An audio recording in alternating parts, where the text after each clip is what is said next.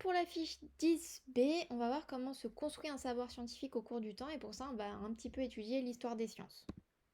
Alors, il faut être capable de situer dans le temps quelques découvertes majeures. Il faudra être capable de se rendre compte que tout ça, c'est relié au progrès technologique en parallèle. Avoir bien conscience du contexte difficile pour certains chercheurs quand ils ont fait une découverte. Et enfin, comprendre la place de l'erreur en sciences. Alors, il va falloir connaître quelques découvertes majeures. Pour ça, il faut être autonome. Donc, c'est à vous de construire une fiche de révision. À chaque fois que vous découvrez un nouveau scientifique en maths, en SVT, en physique, en techno, vous pouvez tenir une fiche de révision où vous mettez le nom du scientifique, la date, la période et ce qu'il a découvert. Vous allez voir qu'au cours des années, si vous la tenez régulièrement, vous allez avoir une bonne idée de l'évolution du savoir scientifique au cours du temps. Quelques exemples que tout le monde devrait connaître. Le premier vaccin qui a eu lieu au XVIIIe siècle, le premier clonage au XXe siècle. Je vous donne pas les dates exactes parce qu'on va les voir en cours. Et je vous laisserai du coup faire votre fiche de révision tout seul. Si les connaissances scientifiques, elles évoluent pas toujours très rapidement, c'est parce qu'on est dépendant aussi, c'est déterminé par les progrès technologiques. Donc là, c'est pareil. Soit vous intégrez les progrès technologiques directement dans la même fiche de révision, soit vous en tenez une à part.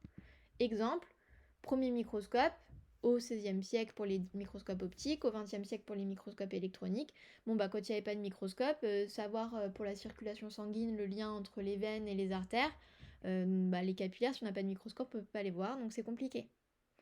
Les premiers satellites au XXe siècle, bon, bah, vous savez très bien, si vous êtes déjà allé en quatrième, que la tectonique des plaques, avant le GPS, on avait juste la théorie de la dérive des continents.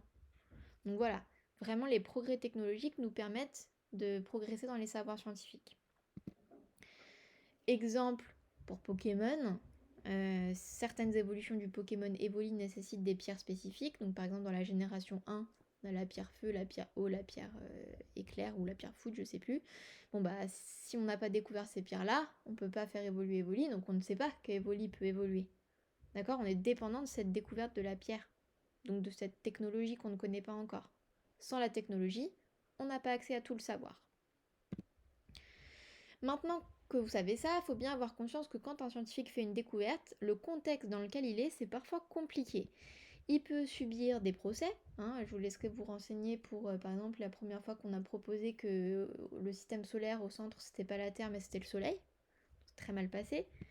Il faut faire face aux contradictions, aux débats. Alors c'est important les débats, ça permet de faire avancer la réflexion, mais il faut quand même être capable de... Voilà, on sait qu'on va se faire critiquer, qu'on va être remis en question, faut faire face. Et on sait qu'on va devoir attendre de nombreux tests de plein d'autres scientifiques du monde qui vont devoir trouver les mêmes résultats que nous, avec des témoins, etc., pour que notre découverte, elle soit validée et acceptée par la communauté scientifique. Donc des fois, ça dépend donc des consciences, des avancées, du temps de chaque chercheur pour avancer de son côté, ça peut mettre très très longtemps pour qu'une découverte soit acceptée. Malgré tout, il faut quand même comprendre que l'erreur en science, c'est primordial. D'accord?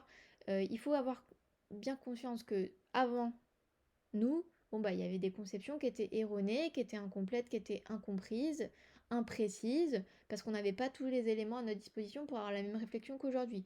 Mais peut-être que pareil, là, des choses qu'on admet aujourd'hui, peut-être que ça va être un petit peu modifié à l'avenir en fonction de ce qu'on va trouver en plus. C'est pas pour ça qu'une hypothèse, si elle est réfutée, il faut l'oublier. D'accord? Une hypothèse, qu'elle soit validée ou réfutée, elle a fait avancer la science. Si elle est réfutée, vous avez prouvé que cette hypothèse-là est fausse. On peut se concentrer sur autre chose. Donc ça a fait avancer la réflexion de la classe. C'est pour ça que je vous dis toujours de ne pas effacer vos hypothèses dans votre cahier même si elles sont réfutées.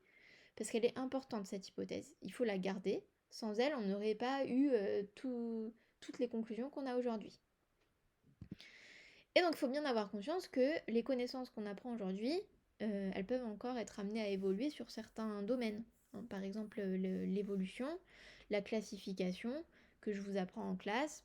Si on trouve un nouveau fossile, ça va peut-être nous apprendre d'autres étapes de l'évolution, ça va peut-être nous faire changer du coup les familles et les ordres qu'on avait qu'on avait fait dans la classification officielle.